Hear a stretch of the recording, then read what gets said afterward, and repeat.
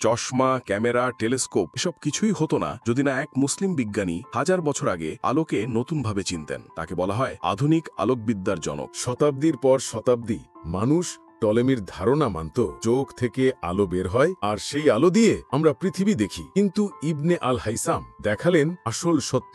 আলো বাইরে থেকে আমাদের চোখে প্রবেশ করে, বস্তু থেকে প্রতিফলিত আলো চোখে ঢুকেই আমাদের দৃষ্টিশক্তি তৈরি করে। এভাবেই জন্ম নিল আধুনিক অপটিক্স। তিনি ব্যাখ্যা করলেন আলো, রং, প্রতিফলন আর প্রতিসরণের রহস্য। চোখের লেন্স কিভাবে রেটিনায় আলোকে ফোকাস করে সেটিও প্রথম বলেন তিনি। আর অন্ধকার ঘরে ছোট ছিদ্র দিয়ে প্রতিচ্ছবি পড়ার ঘটনাটি আজকের ক্যামেরার ভিত্তি। শুধু তত্ত্ব নয়, তিনি বানালেন পিনহোল ক্যামেরা, ব্যবহার করলেন লেন্স, আয়না, পানিভর্তি কাচের গোলক আর উন্নত করলেন জ্যোতির্বিদ্যার যন্ত্র অ্যাস্ট্রোল্যাব। এগুলোই পরে চশমা, টেলিস্কোপ, মাইক্রোস্কোপ আর ফটোগ্রাফির পথ তৈরি করে দেয়। আর আজ তার অবদানের সম্মানে নাসা তার নামে একটি গ্রহাণুর নাম দিয়েছে, ইবনে আল হাইসাম। আলোকবিদ্যা নিয়ে তার লেখা 12টি বইয়ের মধ্যে সবচেয়ে জনপ্রিয় কিতাব আল মানাজির। স্পেন আর সিসিলির মাধ্যমে তার বই ল্যাটিন ভাষায় পৌঁছায় ইউরোপে। রজার বেকান, কেপলার, এমনকি দা ভিঞ্চিও তার কাজ থেকে অনুপ্রাণিত হন।